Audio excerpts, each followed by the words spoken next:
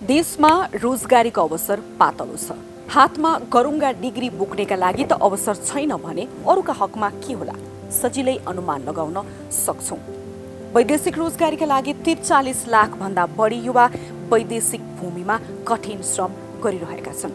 विदेशबाट प्राप्त पुँजी र सिपलाई कृषिमा आकर्षित गर्न सके कृषिबाटै देशको मुहार बदलिन्छ भनेर सुनेको लामो समय भयो। तर बिस्तारै युवाहरू पुर्खाले अगालेको पेसा कृषिमा फर्कने क्रम पनि बढिरहेको छ। के वैदेशिक रोजगारीको विकल्प कृषि हुन सक्छ?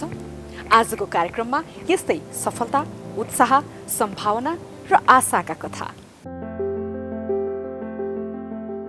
कृषिमा सम्भावना छ भनेर ठूला भाषण, कोठे बैठक र गोष्ठी त धेरै भए। सरकारले कृषक तालिम, उद्यमशीलता भन्दै अनेक नाममा रकम खर्च गर्छ, तर स्वदेशमै कृषिबाट आय आर्जन गरेर आयात घटाउँदै आत्मनिर्भरताको बाटो भेट्न सकिन्छ भनेर विदेशको हन्डर र ठक्करले धेरैलाई सिकाएको छ। सुन्दर भविष्यको खोजीमा सन् 2003मा श्रीकृष्ण अधिकारी इजरायल पुगे। उनले त्यहाँ 9 वर्ष बिताए। इजरायलमा कृषि कर्म गर्दै गर्दा उनलाई लाग्यो यति मेहनत र लगन खर्चिने हो भने स्वदेशमै केही गर्न सकिन्छ होला। इजरायलमा रहँदा उनी अचम्ममा पर्थे। 4% मानिस मात्रै किसान रहेको इजरायलमा 96% मानिसलाई त्यही 4%ले उब्जाएको खानेकुराले खान पुग्थ्यो। देशमा 10% मात्रै खपत हुन्थ्यो भने 90% कृषि उपज निर्यात गर्थ्यो इजरायलले। उनलाई लाग्यो नेपालमा यतिका मानिस कृषिमा लाग्दा पनि न हामी आत्मनिर्भर बन्न सक्यौं, न त हाम्रो आयात कम हुन सक्यो। सायद हामीले अपनाएको बाटो कतै गलत छ। त्यसैले उनलाई लाग्यो कृषिमा आधुनिकीकरण आवश्यक छ। उनले नेपाली कृषिमा आधुनिकीकरण मिसाउने प्रविधि नेपाल भित्राउन सुरु गरे। बालुवामा इजरायलीहरूले खेती गरेको देखिरहँदाखेरि चाहिँ नेपाल त सुन फल्ने माटो हैन, एउटा बिउ फाल्दैकै भरमा पनि त्यो बिउ आफै उम्रिन्छ अनि एकलट फल्ने ल्याकत राख्छ हाम्रो माटोले। तर इजरायलमा त्यस्तो होइन। इजरायलमा अधिकांश बालुवा मरुभूमि छ। त्यो मरुभूमिमा उनीहरूले धेरैभन्दा धेरै प्रविधिको प्रयोग गरेर नयाँ नयाँ आविष्कारहरू गर्दै त्यो बालुवामा खेती गरिराखेका छन्। अनि ठ्याक्कै त्यहाँको त्यो सिकिरहँदाखेरि चाहिँ नेपालमा पनि कृषिमा धेरै सम्भावनाहरू छ। अनि हामीले नबुझेर हो, कृषि त एउटा उद्योग रहेछ भन्ने कुरा चाहिँ जब महसुस हुँदै गयो अनि देशमा नै फर्केर कृषिमा केही गर्नुपर्छ भन्ने चाहना बढ्दै गयो। यहाँ आएर तपाईँले कृषिमा के गर्नुभयो होइन, विदेशको सिपहरू कसरी यहाँ ट्रान्सफर गर्नुभयो त्यसको बारेमा पनि बताउनुहोस्। जब इजरायलबाट लामो समय बसेर फर्किसकेपछि चाहिँ सुरुमा त हामीले त्यहाँ सिकेका प्रविधिहरू यहाँ लगभग गुमनाम नै थिए, कसैलाई थाहा थिएन। इभन चाहिँ त्यो मन्त्रालयमै काम गर्नेहरूलाई पनि त्यो प्रविधिहरूको बारेमा कृषि पढेकाहरूले पनि एकदम सर्टकटमा पढेको, तर त्यसलाई चाहिँ व्यवहार त लागु नभएको कारणले गर्दाखेरि चाहिँ त्यो प्रविधिहरूको पहिला आफूले प्रयोग गरेर थोपा सिँचाइ प्रविधि, ग्रिन हाउसहरू इन्डिया कहाँदेखिबाट ल्याएर पहिला आफ्नो फार्ममा त्यो खाले प्रविधिको जडान गरेर गुणस्तरीय उत्पादन गर्न थालिसकेपछि इजरायलमा सिकेका प्रविधिहरू चाहिँ ल्याउँदै अनि धेरै ठाउँहरूमा चाहिँ जडान गर्दै जाने मौका पनि पाइयो र आफ्नै फार्म पनि सञ्चालन गरिरहे। सलम एग्रिकल्चर, सलमको इजरायली अर्थ नमस्ते हुँदो रहेछ। उनी आज यहीँबाट किसानलाई तालिम दिन्छन्, आधुनिक प्रविधियुक्त सामान बेच्छन्, किसानकी खेतमा प्रविधि जडान गरिदिन्छन्। थोपा सिँचाइ प्रविधि इजरायली प्रसिद्ध प्रविधि उनकै कम्पनीले नेपाल भित्र्याएको हो। मात्र 4 लाखमा भारतबाट सामान ल्याएर सुरु गरेको उनको कम्पनीको स्वरूप अहिले करोडौंमा फैलिएको छ। उनी मासिक करोडभन्दा बढी आम्दानी गर्छन् भने 17 जनालाई प्रत्यक्ष रोजगारी दिएका छन्। व्यापारमा अथवा कृषिमा त सम्भावनै छैन, नेपालमा माहौल पनि त्यस्तो छैन भन्ने एउटा आम धारणा छ होइन। तपाईँ यही कृषिमै होइन लाग्नु भएको छ। अहिले त तपाईँको यत्रो यो अफिस देख्दाखेरि पनि हामीलाई कस्तो गर्व भइरहेछ होइन। प्रविधिहरू, सामानहरू देशभर पुर्याउनुहुन्छ। के छ सम्भावना, कतिको छ, तपाईँलाई अप्ठ्यारो के भयो? देशमा सम्भावना जति पनि छ। हामीले उत्पादन गरेका प्रोडक्टहरू नेपालमा मात्रै नभएर विश्वमा त्यो हिमालयको ब्रान्ड नेपालको ब्रान्ड भनेर बजाउन सक्ने त्यो खालको खुबी छ हाम्रा प्रोडक्टहरुमा। नेपाल आफैमा एउटा ग्रिन हाउस हो। धनकुटामा एउटा टेम्परेचर भइरहँदाखेरि त्यही कति थोरै किलोमिटर तलको धरानमा अर्कै टेम्परेचर छ। हामीसँग यो विविधताको कारणले गर्दाखेरि पनि हामीले 12 महिना कुनै पनि चिजहरू चाहिँ 12 महिना कन्टिन्यू हामीले विदेशमा पठाउन सक्छौं। तर ती कुराहरूको त कसैले इनिसिएसन, कसैले त त्यसको नेतृत्व लिनु पर्यो।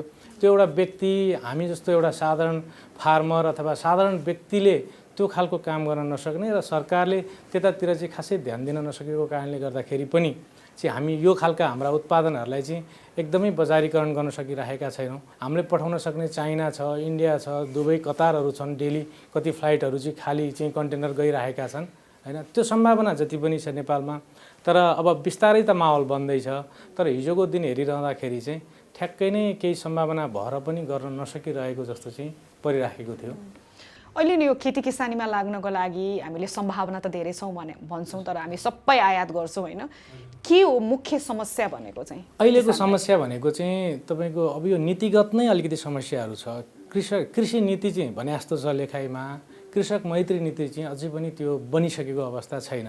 अहिले जति पनि कृषिमा प्रयोग हुने प्रविधिहरू जुन मैले अहिले भनिरहेको थोपा सिँचाइ, ग्रिन हाउस भनेका प्रविधिहरू पनि आजको दिनमा भन्सारमा महँगो भन्सार भ्याट ट्याक्स तिरेर ल्याउनु पर्ने अवस्था छ, जसले गर्दाखेरि किसानको लागत मूल्य चाहिँ बढिरहेको छ हैन। त्यो कृषिमा बाहेक अन्त युजै नहुने जस्तै green house plastic, mulching plastic, drip irrigation system, green हाउसहरू, ट्रे, कोकोपिट, यो सबै चिजहरू चाहिँ हामीले झन्डै 50-52% सम्म ट्याक्स भ्याट तिरेर ल्याउनु पर्ने अवस्थाले गर्दाखेरि हाम्रो लागत मूल्य बढिरहेको छ। र इन्डियाका मानौँ यी बिहार, युपीका किसानहरूले चाहिँ एक त अनुदानमा, अर्को कुरो सस्तो मूल्यमा चाहिँ उनीहरूले त्यो प्रविधिहरू जडान गर्ने कारणले गर्दाखेरि पनि उनीहरूको लागत मूल्य कम छ र उनीहरूको उत्पादन निर्बाध रूपमा नेपाल आइरहँदाखेरि हाम्रा उत्पादनको मूल्यले उनीहरूका उत्पादनसँग चाहिँ प्रतिस्पर्धा गर्न सकिरहेको अवस्था छैन। देशमा उत्पादन हुन सक्ने प्रविधिहरू देशमा उत्पादन गर्ने र उत्पादन हुन नसक्ने प्रविधिहरूलाई चाहिँ बाहिरबाट ल्याउँदाखेरि पनि भ्याट ट्याक्सहरूको चाहिँ छुट गरिदिएको खण्डमा त्यो चाहिँ इन युजर जो किसानले युज गर्छन् त्यो किसानको लागि चाहिँ त्यो लागत मूल्य कम्ती पर्न जाने थियो। गरे के नहुने रहेछ? कृषिमै लागेर श्रीकृष्ण एक अब्बल व्यवसायी बन्दै कृषि भनेको हातमुख जोड्नका लागि हो, कृषिबाट व्यवसायी बन्न सकिँदैन भन्ने पुरानो मान्यता भत्काउन सफल भएका छन्।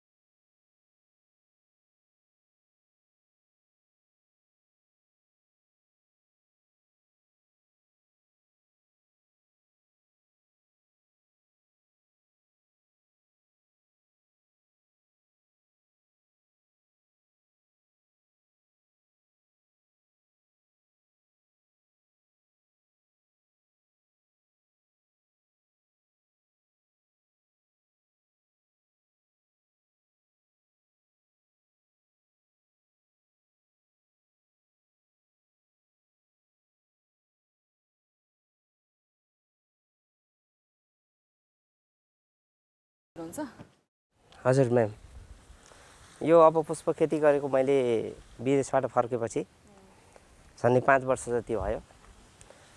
अब विदेशमा बस्नुभन्दा यहीँ केही गरौँ भन्ने आफ्नो भावनाले गर्दाखेरि नेपालमा नै केही गरेको छु। कतिमा लगाउनु भएको छ फुलहरू? यो अहिले म्याम यहाँ झन्डै 5 रोपनीमा छ। 5 रोपनीमा? हजुर। के फुलहरू लाउनु भएको छ? जरबेरा छ, यो जरबेरा भइहाल्यो हैन। अर्को टरेनमा कार्नेसन छ, अर्कोमा रोज छ, अनि थोरै फेरि अरू गोडाउरीहरू, स्ट्याटिसहरू पनि लगाएको छु। किन होला हामीलाई चाहिँ मेहनत गर्नको लागि विदेशै जानुपर्ने, विदेश गएर देखेर आएपछि बल्ल नेपालमा के गरौँ भन्ने सोच आउने? किन हो तपाईँको अनुभव? अब यो चाहिँ कस्तो रहेछ भन्दाखेरि म्याम, अब विदेश जाँदाखेरि एकैचोटि पैसा पाउँछ जस्तो गर्यो मान्छेले हैन, युवाहरूले यहाँ केही नभएको जस्तो गर्यो। अनि त्यसले गर्दाखेरि अलि पछि त्यहाँ गएपछि यति गर्यो भने त नेपालमा नै हुने रहेछ भनेर धेरै फर्के मान्छे वापस गएको छैनन्। तर 50-60 हजार मात्र कमाउने हो भने त विदेशै जानु पर्दैन जस्तो लाग्छ। तपाईँ यो कृषिमा लाग्नुभयो नि होइन, फ्लोरिकल्चर फुलहरू बेच्नुहुन्छ, यही पेसा चाहिँ किन अगाल्नु भयो? यो चाहिँ एउटा कस्तो पेसा जस्तो लाग्यो भने व्यावसायिक रूपमा गऱ्यो भने चाहिँ यसले चाहिँ नेपालको पैसा विदेश जान पनि रोकिने रहेछ के म्याम। यसले गर्दाखेरि करोडौँ रुपियाँ अरबौँ रुपियाँ वर्षको जाने रहेछ यो फुलको लागि मात्र। अहिले हामीले व्यावसायिक रूपमा गऱ्यो भने यो त नेपालको पैसा नेपालमै रह्यो नि, हाम्रो पैसा त बाहिर गएन नि। अर्को यो पेसा एउटा राम्रो नै हो। भनेपछि यो व्यवसाय तपाईँले घरकै सदस्यहरू मिलेर चलाउनु भएको छ नि त? यो चाहिँ अहिले घरकै अब बच्चाहरू कलेजबाट आउँछन् फर्किन्छन् होइन, हेल्प गर्छ। अर्को काम गर्ने दाइ पनि राखेको छु, अनि आवश्यकता अनुसार यहाँको स्थानीयहरूलाई पनि 1-2जनालाई टाइममा कहिले मल हाल्नु कहिले गोड्ने बेलामा नपुग्ने बेलामा राख्ने गरेको छु। महिनाको कति जति कारोबार गर्नुहुन्छ? महिनाको अहिले यो चल्ने बेला त म्याडम झन्डै 1 लाख नै बढी नै हुन्छ। यो 1.5 लाखको हाराहारीमा हुन्छ, तर भाउ चाहिँ आउनु पर्यो। 1.5 लाख 2 लाखसम्म पुर्याएको छु मैले। यो गएको फागुनमा चाहिँ 2 लाखसम्म पुर्याएको छु। कति बचाउनुहुन्छ त्यसमा? अब यसमा फर्टिलाइजरहरू यसो यताउता गर्दाखेरि सबै कटाउँदाखेरि चाहिँ 30% कटाउँ न, अरू त बचेकै। 70% चाहिँ नाफै हो। हजुर हजुर हजुर। भनेपछि कृषिमा देशमै केही गर्ने हो भने त सम्भावना धेरै रहेछ नि त होइन? परिवारै मिलेर यत्रो ठुलो फार्म चलाउनु भएको छ। हजुर धेरै छ म्याम, तर विदेशै जानुपर्छ भन्ने छैन होइन। यहीँ नेपालमा गऱ्यो भने राज्यले पनि अलिअलि अनुदान दिएछ, तर आफूले अनुदान दियो भन्दैमा अनुदानको पछि मात्र लाग्नु भएन होइन। आफैले पनि केही गरेर देखाउनुपर्छ। आफै पनि गर्छु, राज्यलाई मात्र त ताकेर भएन। आफै आफ्नो पेसाको लागि आफैले गर्ने हो, आफैले चाहिँ प्रवर्धन गर्ने हो, अरूलाई 2-4जनालाई अझ काम दिने हो।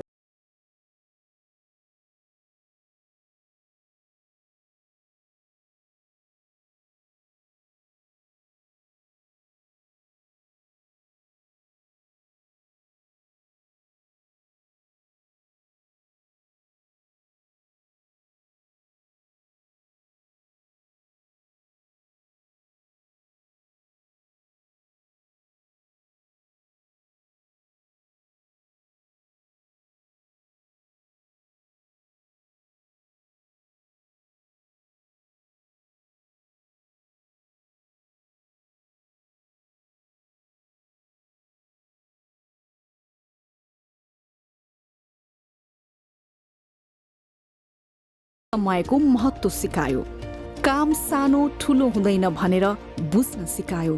सबैभन्दा महत्त्वपूर्ण कुरा आफ्नै माटोको मूल्य चिनायो। जस्तो नि तपाईँले त 1 लाखबाट सुरु गर्नुभयो भने 1 लाख त विदेश जानै लाग्छ नि त होइन? मान्छेहरूलाई एकदमै ठुलो लगानी लाग्ला भन्ने सानो लगानीबाट पनि सुरु गर्न सकिन्छ? एकदम सकिन्छ। मैले थोरै यो 500 बिरुवाबाट सुरु गरेको थिएँ मैले 5 वर्ष अगाडि। त्यो बेला मैले अहिले तनेल यताउता गर्दा बिरुवा यो विदेशबाट आउँछ म्याम। यो यहीँ हुने होइन, विदेश यो बिरुवा नै विदेशबाट आउँछ। झन्डै 100 रुपियाँ पर्छ यो एउटालाई सानो आउँदाखेरि। त्यो 1 लाख रुपियाँ लगानी गरेको 1 वर्षमै मैले पूर्ति गरेँ। त्यसपछि यसले कन्टिन्यू चाहिँ 3 वर्षसम्म दियो। अझ त्यो बिरुवा बाँकी छ, 5 वर्ष पुरानो पनि 1-2टा बिरुवा बाँकी छ कि। त्यसले गर्दाखेरि यो अलिअलि गर्नलाई विदेश जानै पर्छ भन्ने छैन। त्यो लगानी उठाएर हामीले राम्ररी चाहिँ आफ्नो व्यवसाय विस्तार परिवारको सबै सदस्य भएर पनि यो चल्दो रहेछ हैन? चल्छ म्याम। मेहनत कति पर्छ यसमा? अब मेहनत त अब बिहान बेलुका हेर्ने हो हैन। मेहनत त छ, मेहनत नभएको होइन। अब मेहनत गरेन भने त यस्तो राम्रो फुल्दैन होला नि। हरेक चीजलाई मेहनत चाहिन्छ। हरेक चीजलाई मेहनत चाहिन्छ। अबको तपाईको यो व्यवसायलाई अझै बढाउने प्लान छ के छ? मैले अझ व्यवसाय बढाउने प्लान छ म्याम, तर अझ सिचुएसन अलिकति राम्रो भएको छैन। यो कोभिडले गर्दा अन्तर्राष्ट्रिय रूपमा नै प्रभाव पारेछ हरेक व्यवसायलाई हैन। अझ मैले चाहिँ यो राम्रो क्लियर भएपछि अझ यसलाई बढाएर 2-4 जना अझ चाहिँ रोजगार दिन सक्यो भने म अझ खुसी हुन्छु। मलाई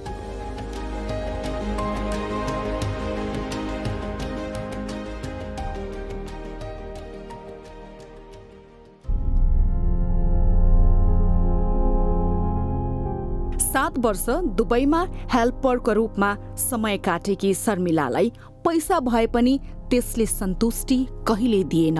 उनी पनि विदेशको विरक्तता मुलुकमै केही गर्ने अठोट पोको पारेर नेपाल फर्किन्।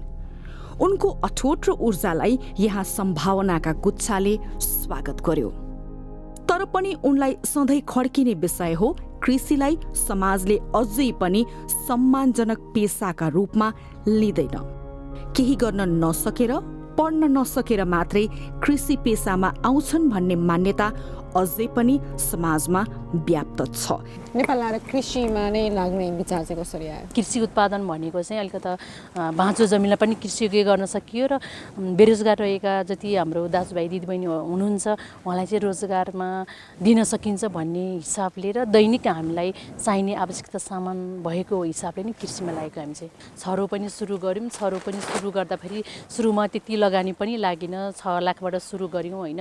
पहिलो वर्ष नै यसको लगानीहरू उठाएपछि चाहिँ हामीले चाहिँ जो हामीलाई सिकायो 1 वर्षको अवधिमा उहाँसँग पार्टनरसिप गरेर एकबहादुर सेन्ताङसँग चाहिँ मैत्री मङ्गलम अर्ग्यानिक कृषि फार्म भनेर मेरो श्रीमान र उहाँको नाममा घरेलुमा दर्ता गरेर 80 रोपनी जग्गामा चाहिँ अब त्यहाँ सिजनमा 30-40 जना स्टाफलाई रोजगारी दियौँ। त्यहाँ चाहिँ तरकारी आइटमहरू थियो। त्यसको सँगसँगै हाम्रो घर भोजपुर भएको हुनाले चाहिँ अब त्यहाँ हाम्रो आफ्नै जमिन भएको भएर यो 4 वर्ष 5 वर्ष अगाडि तिनटै फार्म सँगसँगै लगायौँ। भनेपछि कृषिमा गऱ्यो भने धेरै सम्भावना छ होइन? अब कृषिमा गर्ने भने त धेरै सम्भावना छ कि त आफ्नो जति बाँझो रहेको भूभाग पनि कृषियोग्य भयो। वरिपरिका जति लोकल हुन्छ नि स्थानीय तहलाई पनि त रोजगार दिन सकियो। अप्ठ्यारो कति छ त? धेरै मानिसहरू चाहिँ कृषिमा अप्ठ्यारो छ, रिटर्न आउँदैन, प्रतिफल छैन भनेर त्यति कृषिमा आकर्षित हुँदैनन् नि। अब जुनैसुकै काम पनि गर्दा सङ्घर्ष त छ होइन। रिटर्न आउनु भन्दा पनि आफूले गर्दा कसरी गरिन्छ त्यसमा नि भर पर्छ। मैले लगानी गर्दाखेरि नै अब भने जस्तो राम्रो जातको बिउहरू नलाउने, त्यसलाई अलिकता थोपा सिँचाइ मन्चिङहरू नगरिकन अलिकता भनौँ न सिस्टमले नगर्ने भने त उत्पादन नै कमी हुन्छ। कति कुराहरू चाहिँ गराइ र भनाइमा चाहिँ धेरै फरक पर्छ। यता र उता गरेर तपाईँहरूको अहिले मासिक आम्दानी कति छ यो कृषिबाट? अब कृषिबाट भन्नुपर्दा हामी त सामान्य नै हो। विदेशबाट हुँदाखेरि अलिअलि आएको पैसाहरू होइन, लोनहरू साथीभाइहरूको गरे गर्दाखेरि अब लगानी चाहिँ अब जुनै पनि फार्ममा पहिलो वर्ष जति लगानी लागेको छ त्यति लगानी चाहिँ उठाउँछ। पहिलो वर्षमै लगानीहरू उठाउँछ। मासिक आम्दानी कति गर्नुहुन्छ? अब सबै फार्ममा गर्दाखेरि हाम्रो अब लगभग सबै खर्च सर्च कटाएर हामीले अब कोही बेलामा अलिकता धेरै हुन्छ, कोही बेलामा हुन्छ मासिक भन्दा पनि वर्षमा अब कीर्तिपुर फार्मबाट वर्षमा चाहिँ अब 6 लाखदेखि 10 लाखसम्म पनि गर्न सकिन्छ।